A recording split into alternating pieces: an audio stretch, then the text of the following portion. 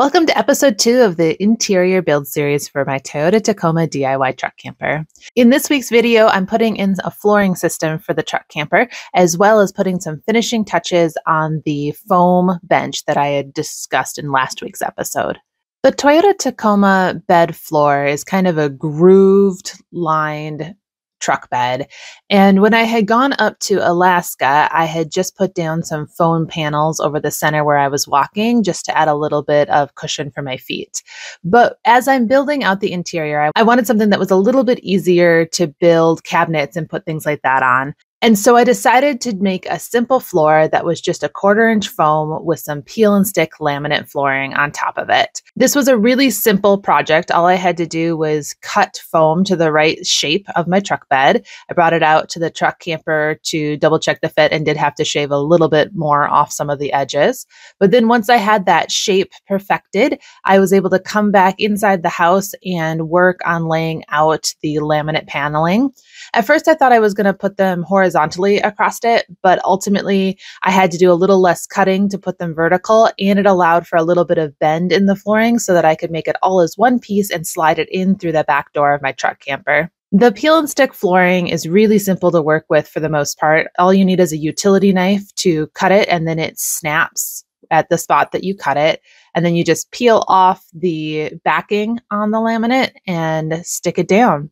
So very nice and simple. It went fairly fast. It was a little bit hard to cut some of the narrower pieces, especially if I wanted to cut it lengthwise rather than across the width. Snaps really easy widthwise, a little harder when you're kind of doing it lengthwise.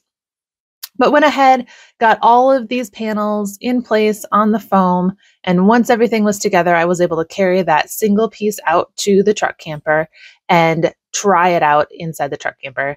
I almost had a perfect fit from the get-go, but unfortunately there were a few edges that I still needed to trim up just a little bit, mostly just right around the wheel wells that had gotten a little bit tight. But here's the final product in the truck camper. Now that the floor is in, let's go back to that foam bench that I had talked about last week. So this is how it looks where we left off at the last episode. It was just foam put together. You can see a little bit of wood filler there, and then it had a wood kind of rim on it to be a support for the lid that we're going to later put on. I wanted to give it a little more finished look, so I used contact paper on the inside of the bench, and then I purchased a paintable wall covering. I thought it was a peel and stick also, but it turns out it was wallpaper.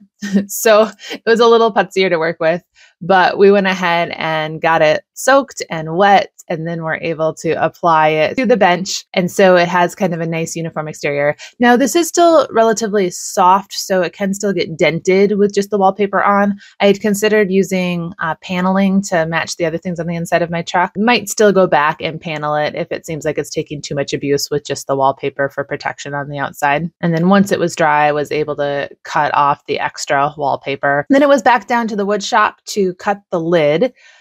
I used the bench that I had in my truck camper on the way to Alaska, and I cut down part of that to fit the lid.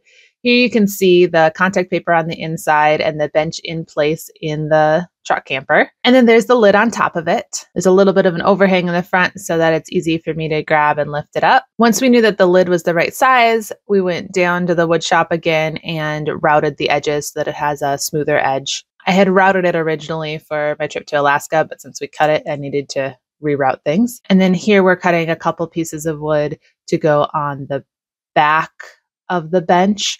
And it's essentially just where the hinges for the lid are going to attach. There you can see we're measuring for where it goes. We had to work around those mounting clamps that I had in the truck camper, so it couldn't just be one long piece. We had to cut it into a couple of pieces. And then I also had to notch out part of the back of the lid just so that there was room for it to swing up over those same mounting clamps. So just making a couple passes with the saw here to get a notch out. And then we did also run it through the saw again to make a little groove that we can set the hinges into. We just used 2 hinges on the back, one on either side, so that that lid can just lift up. After that, I needed to go ahead and add some cushion to the top. So I did go and buy a foam cushion.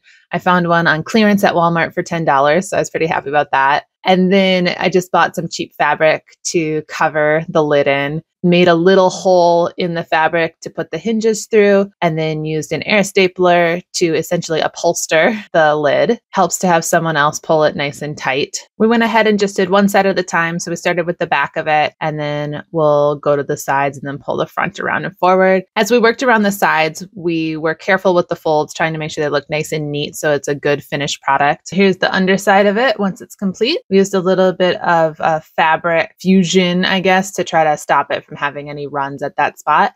And then here it is out in the truck. So there's the finished bench with the floor in place. In the next interior build episode, I'm going to show the design and build of the countertop that we have made to go across from the bench. That might not be the absolute next video out on this channel, but stay tuned if you're interested in the interior build. Thanks for watching.